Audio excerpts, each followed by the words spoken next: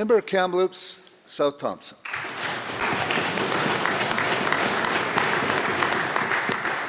Thank you, Mr. Speaker. British Columbians living in condos and townhomes want the NDP to take action today. Strata insurance premiums are skyrocketing by as much as 400%.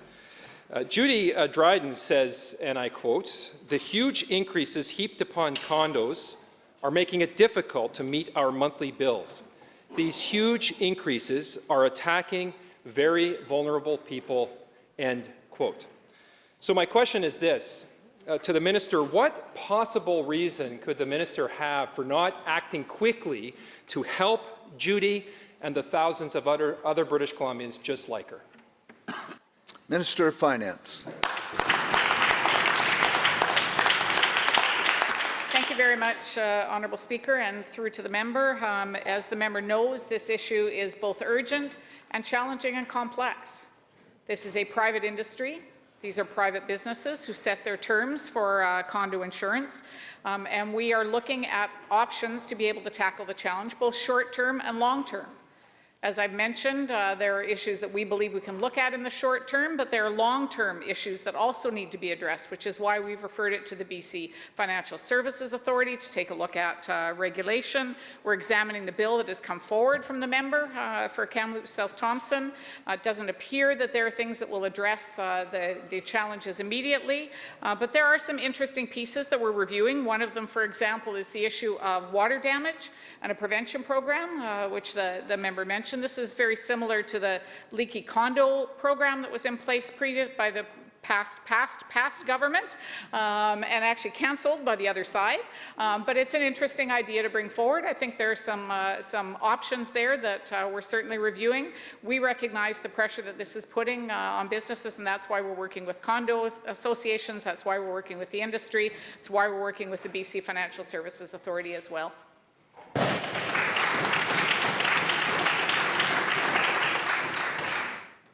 Member Kamloops South Thompson on a supplemental. Thank you, Mr. Speaker. Well, the Minister says that she's talking and talking and talking more.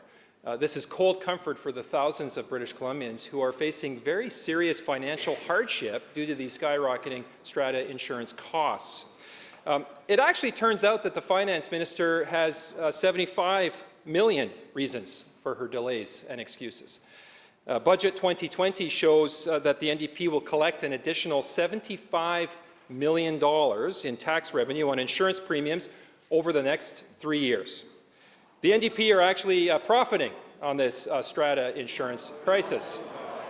Now, Laura Opsal says this, and I quote, Members, order please. We shall hear the question. Members, we shall hear the question. Thank you. Thank you, Mr. Speaker. Laura Opsal says this, and I quote, "Enough is enough in money grabs, be it our taxes or our strata costs," end quote. So my question is this. Why is the Minister gouging British Columbians like Laura? Why is she not taking swift, decisive action to address these skyrocketing strata insurance costs? Minister of Finance. Well, Honourable Speaker, I don't know if it's entertainment for the other side to be able to have the members stand up and talk about gouging when we know exactly the work he did that gouged taxpayers and ratepayers and ICBC for a year.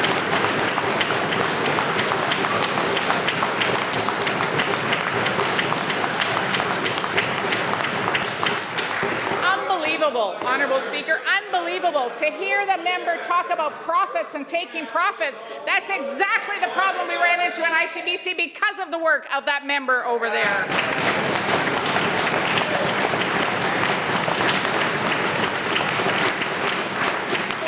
Speaker, I will take no lessons from that member on the other side, nor will the taxpayers or the ratepayers of ICBC, because they know what happens when they listen to the other side. That's why you're on the other side, member, not over on this side.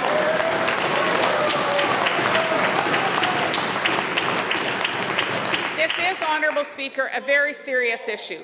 This is a complex issue, and that's why we are working with the strata associations. That's why we're working with owners. That's why we're working with the insurance industry.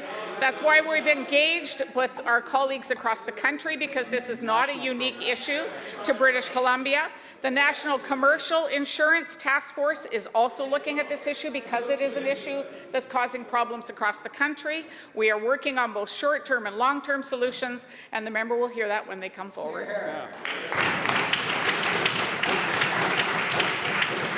Member North Vancouver Seymour. Thank you, Mr. Speaker. There is a 4.4% provincial tax applied to every strata insurance premium. So when premiums skyrocket, the NDP reaps a windfall.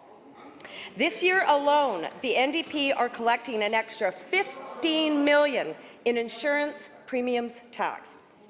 Diana Lukacs calls rising strata costs, and I quote, totally unfair to all the condo owners as well as seniors on fixed incomes and everyone else stuck in this situation, end quote. So my question to the minister, how is this fair to Diana? Minister of Finance. Thank you very much, Honourable Speaker. $1.2 billion from ICBC that taxpayers had to cover because of the cost of tax liability. I'm sorry, Honourable Speaker, doubling of tuition fees, doubling of MSP premiums, and you are talking about affordability? Sorry for you, Mr. Speaker. The other side's talking about affordability. I'm sorry, Honourable Speaker. There is no... Members. No shame. Members, order, please. There is no advice around affordability that can come from that side that has any credibility for the taxpayers of British Columbia. We are working on this issue with the people involved, with strata owners, with people across the country. As I said, this is a national issue. That's why the National Association is being involved. That's why the Provincial Association is being involved. That's why we're looking for short-term solutions that will help condo owners and long-term solutions that are going to address this issue. It's important because it is a critical issue for those people who are being affected, and it's also a very complex issue. We need to make sure we get this right, Honourable Speaker.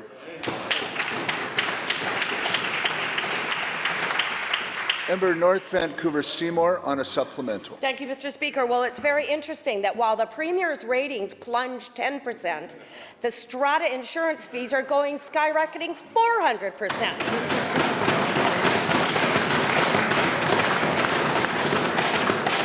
The fact is that the NDP...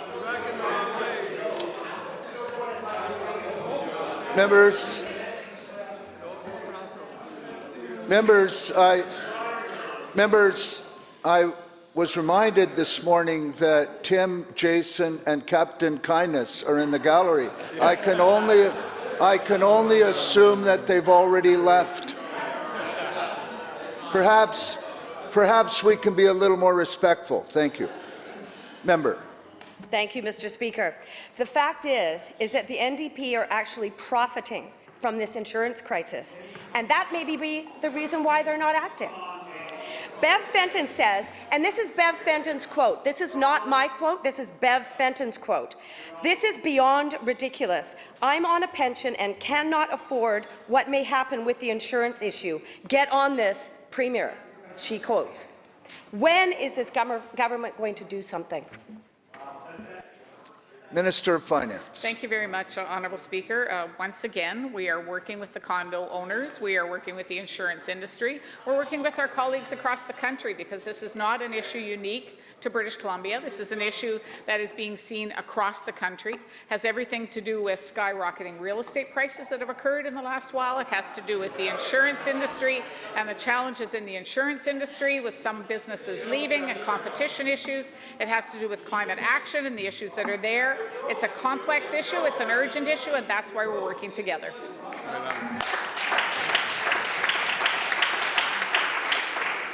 Leader, third party. Yeah, thank you, Mr. Speaker. Now more than ever, governments need to invest in accessible, reliable, convenient public transit options, reduces greenhouse gas emissions, and increases affordability.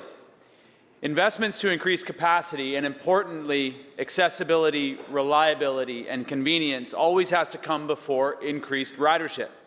These values attract people onto the service. And if these values are maintained and the experience is positive, people will make the decision to get rid of their vehicle and commit to public transit. Instability, uncertainty, and unreliability all diminish convenience, and that's what leads people to abandon public transit and invest in what they can count on, even if it's a long commute in an expensive vehicle.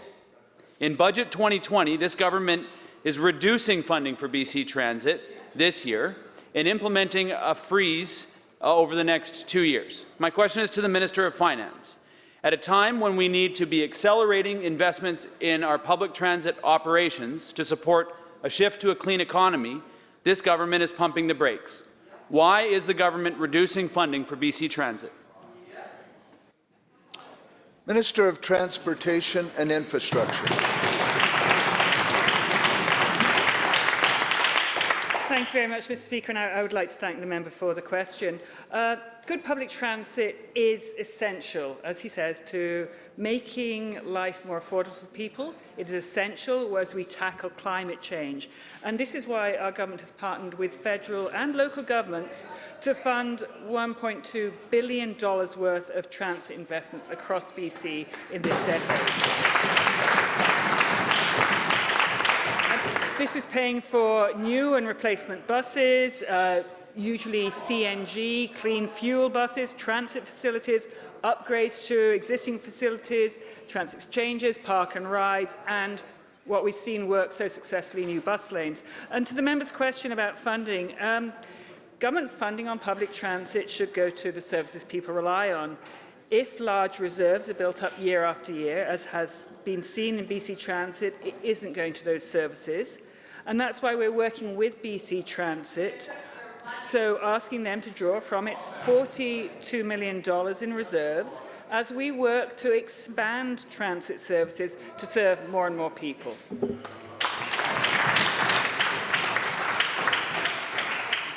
Leader, third party on a supplemental. Yeah, thank you, Mr. Speaker. In my community on the Saanich Peninsula, I've heard from employers that a lack of public transit is a barrier to growing their business. I hear from employees that public transit would increase affordability and their quality of life. And I hear from people from all parts of my community how important the expansion of public transit is. I appreciate that this government may want to force BC Transit to use their surplus this year, but this government is also planning a funding freeze over the next 2 years. As a result of this freeze, BC Transit predicts that ridership numbers will go down over the next few years. This is because funding will lag behind demand, meaning service levels will drop and people will choose not to take transit. BC Transit needs certainty about their funding to be able to make the crucial planning decisions they need to increase service levels to grow ridership. My question is again through you to the Minister of Finance. If you're committed to seeing growth in public transit, why forecast a freeze in funding over the next 2 years, handcuffing BC Transit's ability to plan and grow for the future? Minister of Transportation and Infrastructure. Thank you very much, Mr. Speaker. Mr. Speaker, I think that the member is very well aware of our investment in transit systems in his own constituency. We are seeing hours of service increase, and we are seeing that ridership has reached record levels. It's expected to grow even larger in 2021 to a record 60.8 million trips. And accurate ridership predictions for the following year are based on next year's budget, Mr. Speaker. So as BC Transit does draw from their larger reserves this year, there's going to be no reduction in services, no impact on expansion projects. Public transit, Mr. Speaker, remains a top priority for our government. We want to make life more affordable, we want to tackle climate change, and we want to make sure people have options when it comes to how they travel. That's why we're going to continue to maintain a positive approach to BC Transit.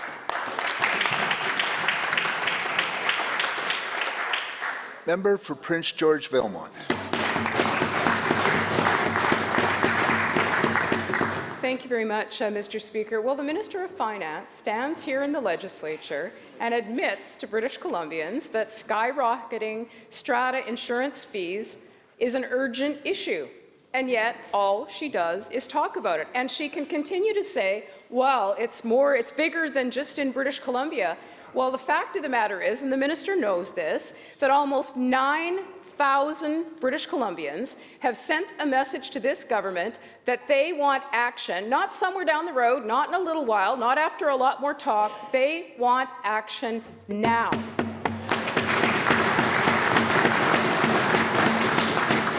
And the minister also knows that her ever-shrinking surplus is benefiting and being propped up by millions of dollars from the insurance premium taxes. It's a fact. Members opposite may not like it. All they need to do is look in the budget. Well, here's what Pam Scott writes to this minister, and I quote, "Potentially massive increases in our Strato condo insurance will make it very difficult to keep our home. Our budget simply cannot absorb hundreds of dollars more per month to pay for insurance." It's time for the Minister of Finance to get up. People are potentially going to lose their homes. The time for talk is over. It's time to look at the bill that this side of the House has introduced and finally do something. Minister of Finance. Thank you very much, Honourable Speaker. And in fact, as I said at the very first question that I received, we in fact are looking at the bill that came forward from the member from Kamloops South Thompson. We're looking at all the options and ideas that are coming forward. There were two pieces that were interesting in that bill. One, as I mentioned, was the issue of water damage, which was a program that was in place for the leaky condo issue in the 90s. That was a program cancelled by the other side. They didn't feel that that was a good program to put in place, so I appreciate the member bringing it back again as an idea for us to take a look at. Shame you didn't win the leadership. One of the other pieces that has been suggested by the insurance industry as well as some of the condo folks, is to actually look at closing a loophole which allows stratas to defer their depreciation reports. That's again a loophole that the other side opened. Oh, good idea. That they gave the opportunity for people to defer their depreciation reports, which isn't helpful when it comes to insurance. So that's another piece of the member's bill that we are taking a look at.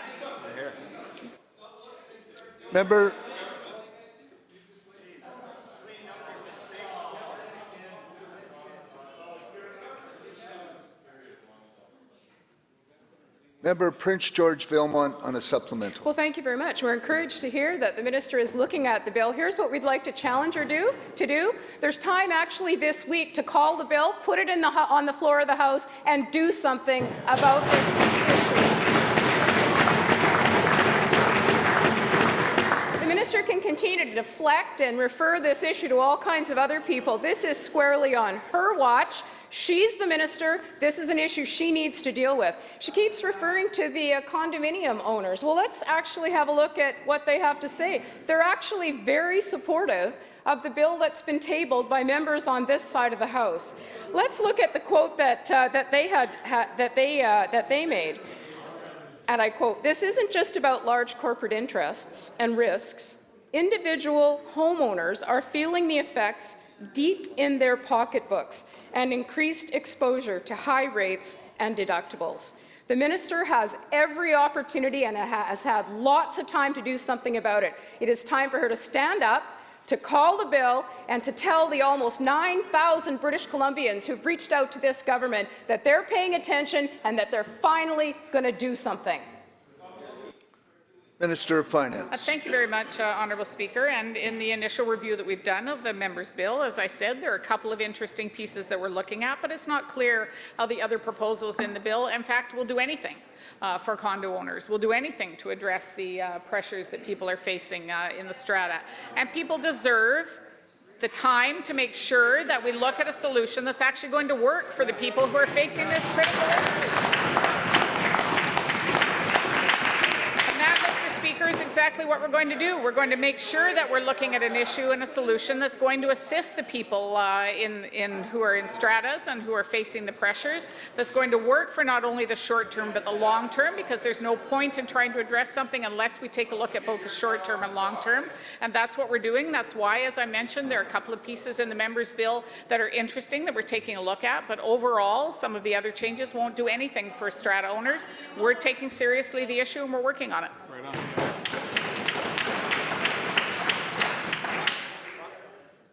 Member for Chilliwack Kent. Thank you, Mr. Speaker. British Columbians who live in condos and townhomes want action now from this government. Instead, we have a minister who's sleepwalking while thousands are living a personal nightmare. Cheryl Salmon signed the petition that my colleague talked about, and she says this is totally unfair to strata owners and will have a negative impact on the condo industry, our housing options, and the economy. They need to be protected, end quote, and they do need to be protected. What will the minister do today to help Cheryl? Cut the tax. Minister of Finance. Thank you very much, Honourable Speaker. And as I've said, and as I say again, we are working hard with the condo owners. We are working hard with the insurance industry. We are looking at options that are going to work. Because again, taking a look at the private members' bill, it doesn't appear that there are things that actually are going to assist strata owners. We want to make sure that we're addressing this issue. It is an issue, as I said, that is not unique to British Columbia, that is across the country. That's why those conversations are taking place.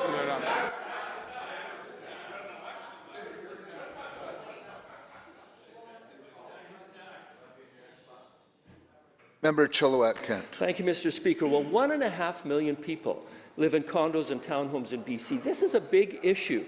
Thousands are facing personal financial disaster, and this minister doesn't seem to get it. James O'Connor says, and I quote him, "My kids are new condo owners and first-time buyers. This will potentially make them lose their condo and their life savings," end quote.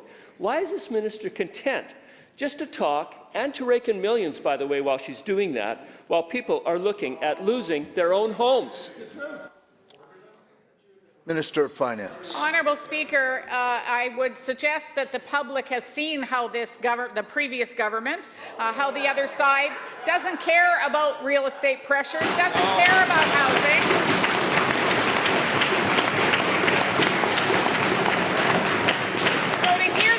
On the other side now say that they care about people and affordability. Where were they with skyrocketing real estate prices? Where was the other side when we saw 75% increase in housing when it comes to the Metro Vancouver area in 5 years? When we saw people not being able to afford, when you were ignoring, when the other side was ignoring the issues, when it came to homelessness, when it came to women fleeing violence, when it came to affordability for families. Those are issues we are taking seriously, just as we're taking this issue seriously, and we are going to work hard to make sure that people get the service they should have had for the last 16 years.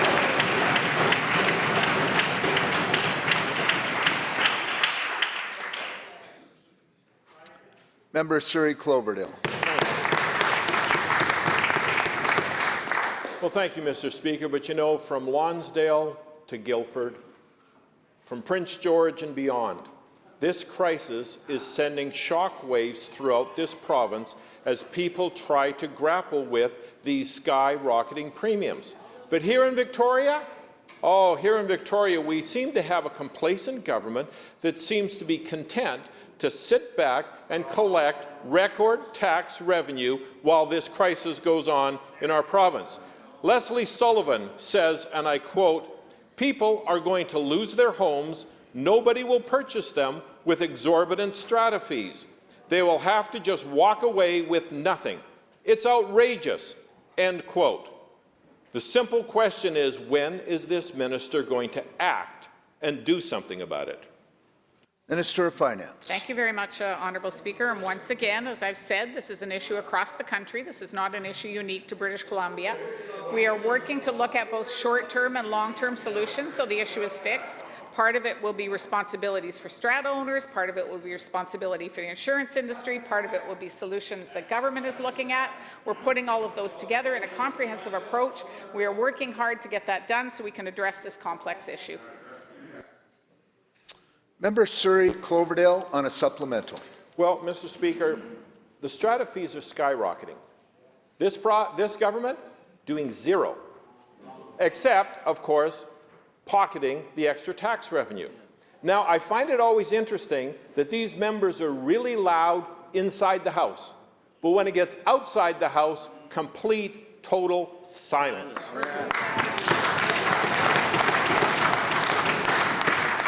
But you know, Sharon Saw says, and I quote, "I live in a strata, and I think it's deplorable that families should be put in this position. What are we supposed to do?" End quote. We're seeing people lose deposits. We're seeing people not being able to proceed with sales. The minister is happy to sit around and monitor the situation and think about it. Well, the time for thinking is gone. We need action. Sharon can't wait. What is she supposed to do?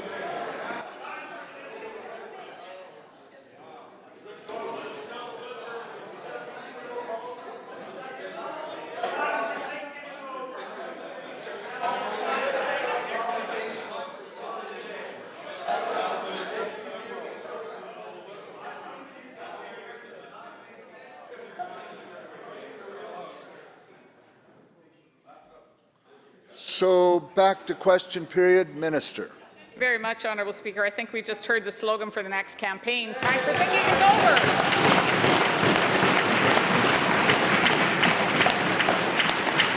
And that's what we've seen when it comes to the other side, Honourable Speaker. We are taking this issue very seriously. We're working hard on the issue. As I mentioned, we are looking at the parts of the bill that may make some sense to be able to take a look at, but there are other pieces of the bill that make no sense, that in fact would add more cost to individuals. There are suggestions in the private member's bill to take a look at the pressures that people are facing and insist that they get insurance for their individual suites, which actually adds cost to people, not take away costs. So it's important to make sure that we take this issue seriously, that we look at what's going to work for the strata industry, for the owners, for the insurance industry, and that's exactly what we're doing.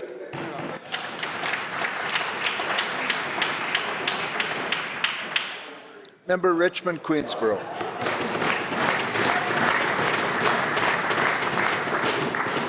Thank you, Mr. Speaker. I see the folks across the way are yucking it up. You know, 4.4% doesn't catch your attention. How about the fact that he's down 10% in the polls? Maybe you should start paying attention.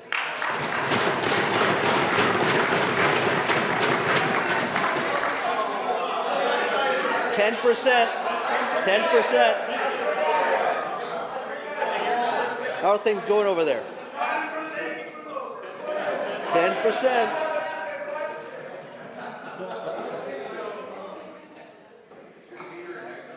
Member. Thank you, Mr. Speaker. Mr. Speaker, when strata premiums skyrocket 400%, so does tax revenue. The minister is profiting from the misery of condo owners like Sheena Lahal. Sheena says, and I quote, "I'm a single mom living in a condo building. I live paycheck to paycheck as it is and cannot afford any increases in payments," end quote.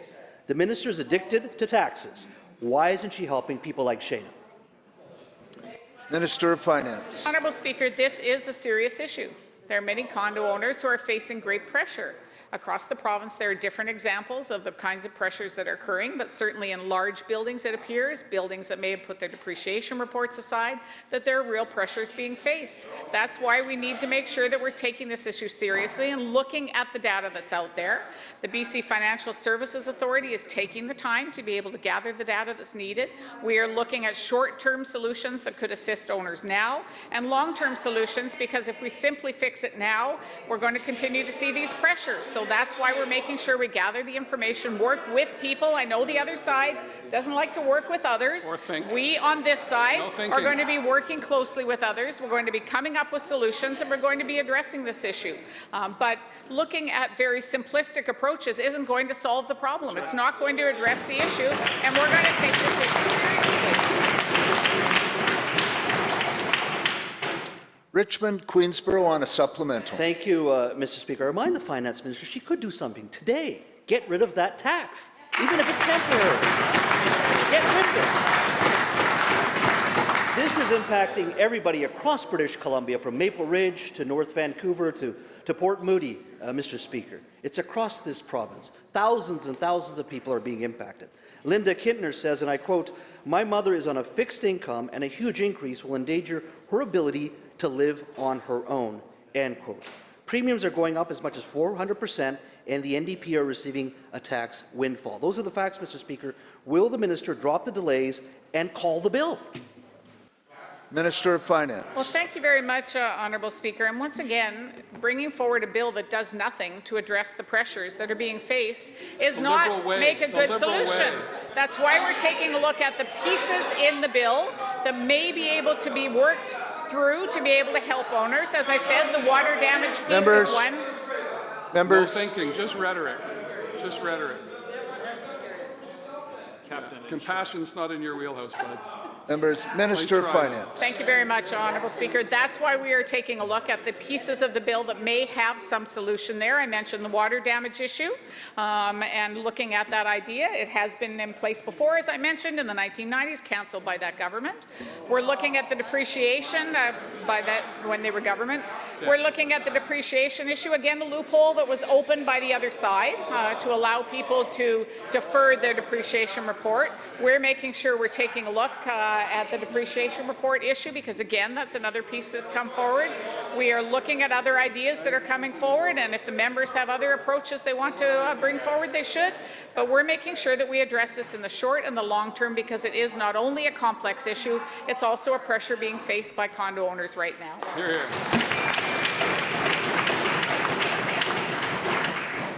The bill ends question period.